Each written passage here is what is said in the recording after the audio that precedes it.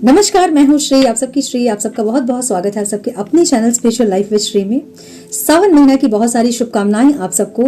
महादेव की कृपा आप पर और आपके परिवार पर ऐसी ही बनी रहे। आपको सारी खुशियां मिले, जो भी आप चाहते हो, आपकी सारी इच्छाएं पूरी हो।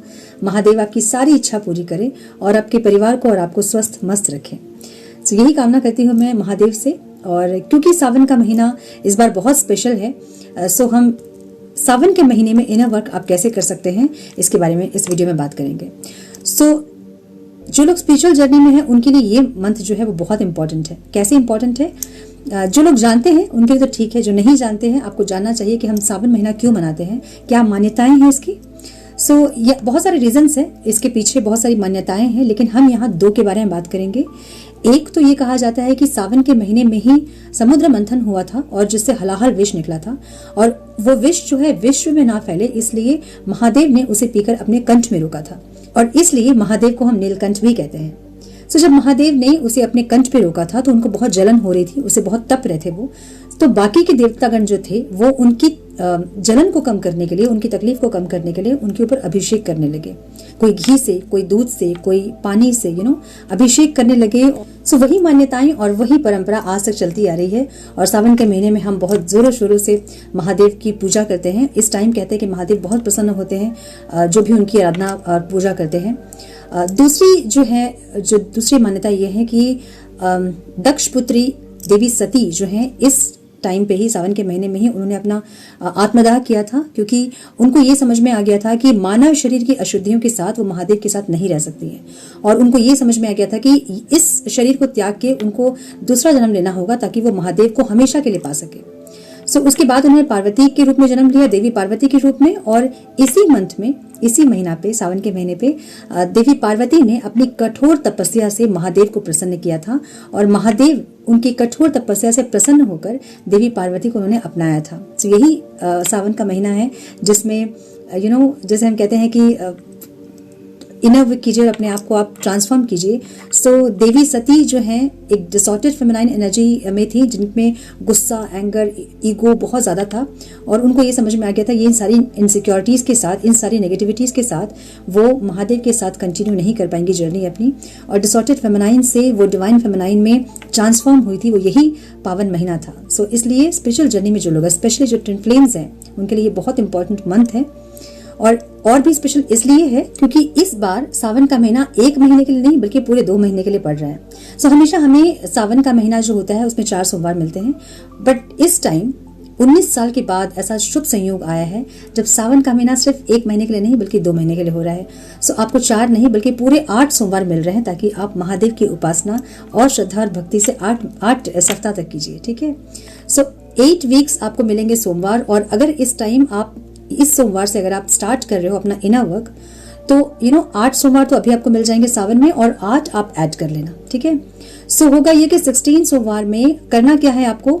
मानव शरीर में 16 अशुद्धियां होती हैं जिनको आपको खत्म करना है। हर एक वीक आप जो है अपने शरीर के एक अशुद्धि को रिलीज करें व्रत के साथ। ठीक है, जब आप व्रत कर रहे हैं तो उस टाइम अपने चक्रास पे आप काम कर ही रहे हैं। तो चक्रा पे जब आप काम करते हो, तो जैसे रूट चक्र पे आप काम करते हो, तो इनसिक्योरिटी, फियर्स, कोडिपेंडेंसी, इसको आप हील करते ही हो। तो यही सारी अशुद्धियां हैं, 16 अशुद्धियां, जिसको काम, क्रोध, लोभ, मोह, आलस, बहुत सारी ईर्ष्या, बहुत सारी 16 ऐसे अशुद्धियां होती है जो कि आपको एक एक करके रिलीज करनी है। तो एवरी वीक आप एक चक्रा पे काम करें और उस चक्रा के जितने नेगेटिविटीज हैं एक एक करके उसको एवरी वीक रिलीज करें।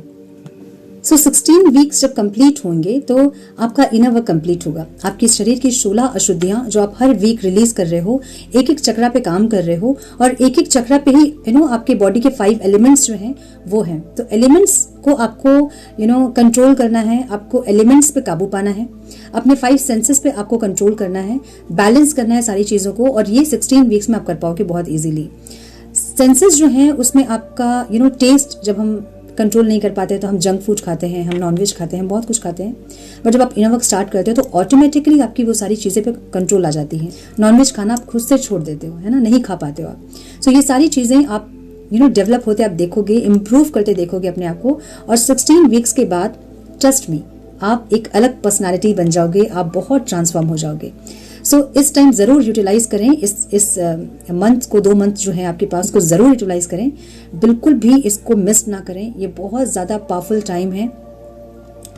अब यहाँ बात करूंगी मैं, जो हिंदू हैं वो तो कर सकते हैं पूजा, लेकिन जो हिंदू नहीं है, देखिए आपके ग्रंथ जो है आपके कुरान में, आपके बाइबल में, या फिर जिस भी धर्म और जाति को आप मानते हो, जिस भी ईश्वर को आप मानते हो, तो आपके धर्म में जरूर कुछ ना कुछ ऐसी चीजें होंगी, कोई ऐसे कुछ ऐसे श्लोक, कुछ ऐसा होगा ना जो पढ़ के आप अपनी अशुद्धि को खत्म कर सके, है ना।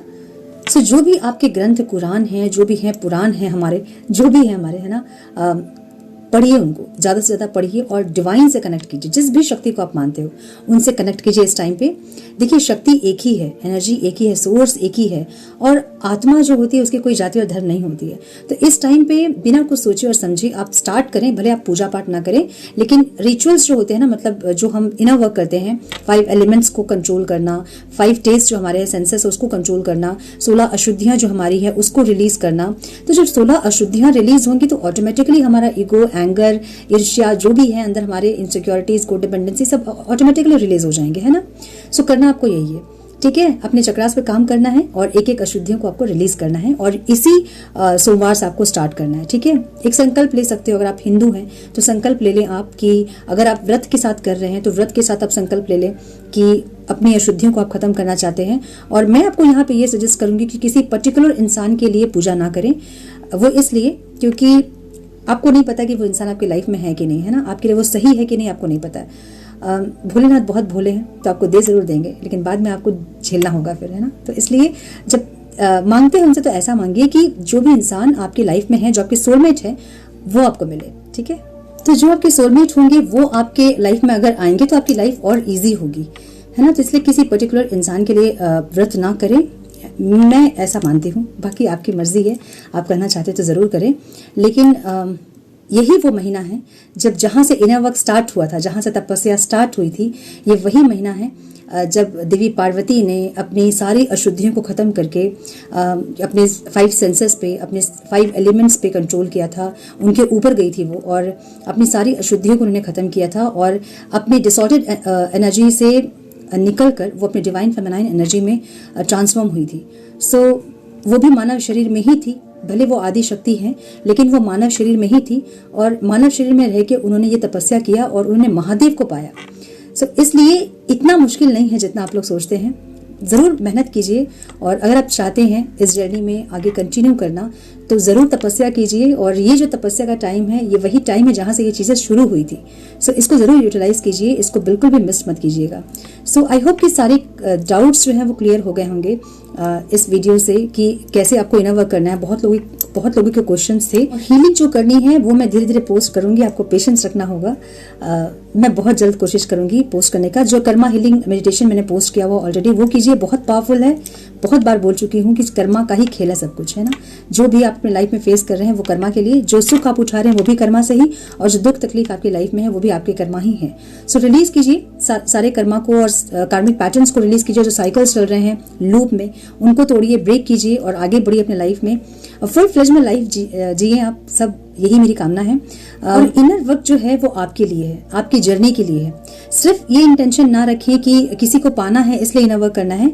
इनर वर्क आपको इसलिए करना है क्योंकि आप एक डिवाइन सोल हैं। आपको अपनी इम्प्योरिटीज को, प्योरिफिकेशन का टाइम है ये, है ना। इम्प्योरिटीज को आपको रिलीज करना है और आपको प्योरिफाइड होना है। तो इसलिए किसी एक इंसान के लिए नहीं, बल्कि खुद के लिए करिए, अपने ओरिजिन के लिए आप कीजिए, जो आप हैं उसके लिए कीजिए। आप जो चीजें आप भूल गए हैं, जो चीजें आपको याद नहीं है, जो चीजें आप नहीं कर रहे हैं, जो करने के लिए आप आए थे, उस पर्पस के लिए कीजिए। और जो मिशन कहते हैं ना कि हम, आपका मिशन होता है ट्विन फ्लेम्स का, इस धरती पे आने का पर्पस होता है, हम उसके बारे में बात करेंगे। बहुत मिसगाइड कर रहे हैं लोग यहाँ पे, बिल्कुल वैसा नहीं है जैसा कि कहा जा रहा है। इसके बारे में हम जरूर बात करेंगे नेक्स्ट वीडियो में। सो आई होप कि आप सबको कुछ क्लैरिटी मिली हो इस वीडियो से। मिली है तो लाइक और शेयर करें, शेयर जरूर करें अपनों के साथ, ताकि जिन्हें जरूरत है उन्हें ये वीडियो जरूर मिले। मैं मिलती हूँ आप लोगों से अपने अगले वीडियो में। तब तक के लिए मस्त रहें, व्यस्त रहें, खुश रहें। इनर वर्क जरूर करें इस टाइम पे, इस समय को जरूर से यूटिलाइज करें। बेस्ट टाइम है ये, जहां से शुरुआत हुई थी वही ये समय है। सो बहुत ब्लेसिंग्स आप सबको मिलेगी। जरूर से इनर वर्क स्टार्ट करें अपना।